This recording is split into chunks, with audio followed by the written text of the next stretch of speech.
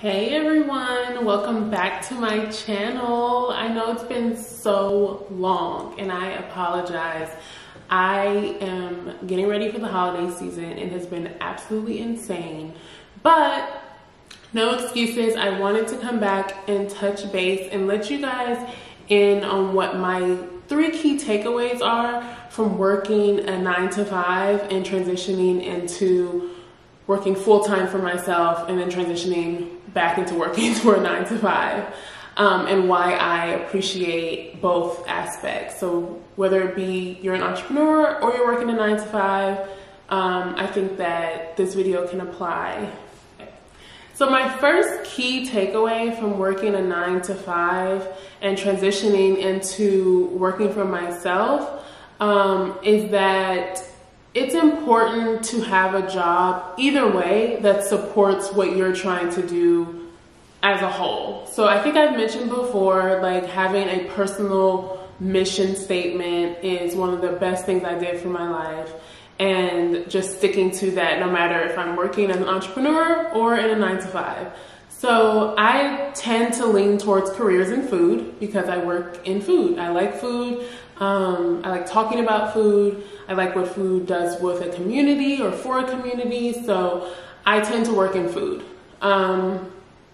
In April, I was working at Food Network as a digital fellow, which is basically an intern. And I got that job because I freelanced on a Bon Appetit shoot, and one of the ladies I worked with, shout out to Lauren, she really liked how I worked. And when the job became open, she said, "Hey, do you want to work at Food Network?" And I was like, yeah, I think that will help me in my quest to become the best person I'm trying to become. So she introduced me to Dana Beninati, which is like, she's been such a huge mentor for me, but she introduced me to Dana. Dana really liked me, so I got the job, I think the same day I interviewed.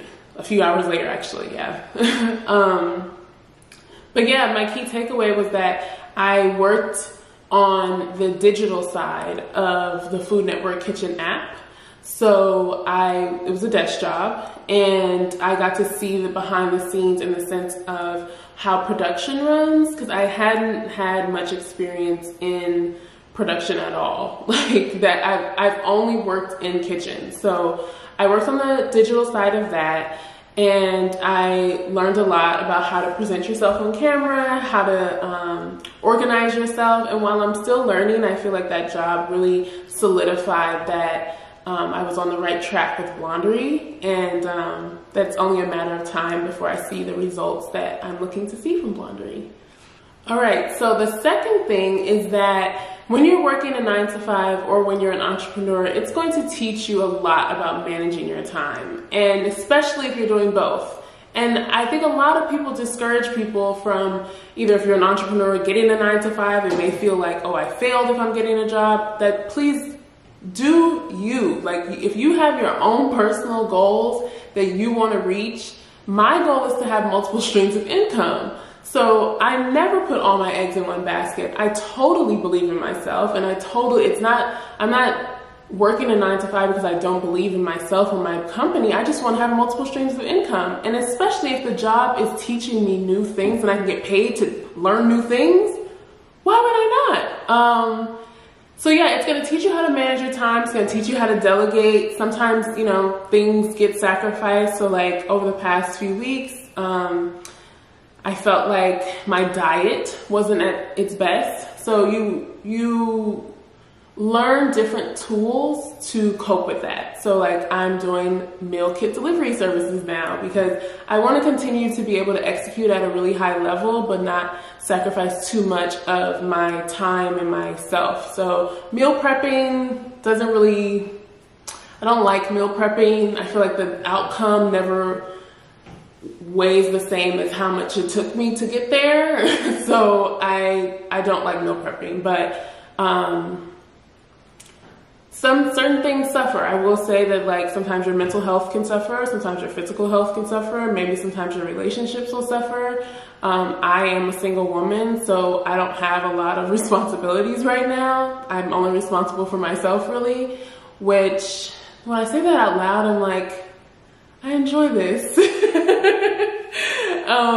So yeah, I think, I mean, when you have kids or you have a spouse or a significant other, then you have to take into account like your relationship and all of those things. But for me, I'm only accountable to myself, and I feel that I try to do the best I can to make sure that I'm in a good space mentally, physically, emotionally, and yeah, that's all right. So the third and final point I have for you is that keep in mind, and this might be very controversial for some people, but keep in mind that in corporate America, sometimes people with kids are given certain allowances, right? My kid's sick, I have to do this for them. The babysitter canceled. I don't know what happens with people who have kids, but sometimes they're given certain allowances.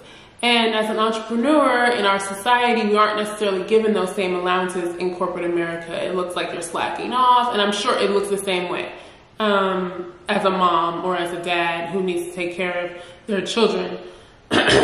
My point is that take the time that you need, be open and honest with your employer about what you're doing and where your goals are, where your priorities lie. I think that, I mean, obviously, obviously don't go into your interview saying my only one priority is my company and then this is second.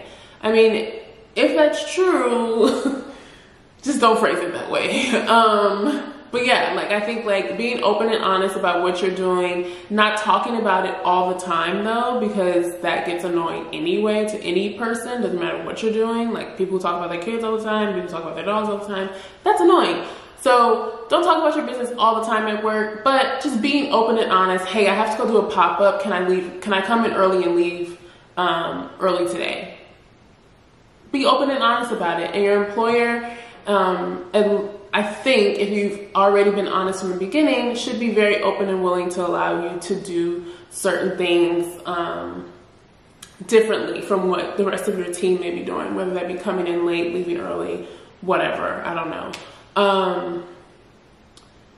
Yeah, I think that overall, my experience in working a 9-to-5 and transitioning to becoming a full-time entrepreneur has taught me those three things, but also in addition, just the business acumen that I use on a daily basis with Blondery. So, I mean, everything from how to write a pitch to how to respond to an email, I learned working in corporate America. And business acumen, I think, is something that a lot of people don't realize may be holding them back in certain areas. At least for me, I didn't realize that that was kind of holding me back a lot. One thing that I got a lot of insight on when I was a personal assistant was that sometimes people don't respond to your emails simply because they forgot. And I would have never known that if I would have only worked on my company or only worked in kitchens. And it's been important because as I send pitches or as I'm doing cold emails, you know, I think like if I didn't know, it would be easy for me to get into my feelings about, oh, this person didn't respond because of this or this or this, and just make up stories about what's really happening when that may not be the case. Also just how to maneuver and how to network properly. So not always reaching out to someone to ask for something, or following up is a huge thing I learned. So yeah, I think that if you're interested in jumping into entrepreneurship and you have a 9-to-5, discuss it with your employer, not necessarily to get permission, but just to let them know, like, hey, this is what I'm about to start doing. If you don't like it, let me know, because I need to go find another job that supports me. And then if you're an entrepreneur looking to get into a 9-to-5 job, don't feel bad about it. Like, you have goals that I'm sure you want to reach. It doesn't have to be forever. I hope that helps. I'm kind of rambling now, but I just wanted to touch base with you guys and let you guys know what I've been up to. And I will be back very, very soon with a tour of our new kitchen facility, which I'm super excited to show you guys. So stay tuned for that. Make sure you like and subscribe. Let me know what your thoughts are on entrepreneurship, 9-to-5. And yeah, let's stop shaming ourselves for wanting both or one or the other. You want what you want and just go after that. All right, talk to you guys later. Bye.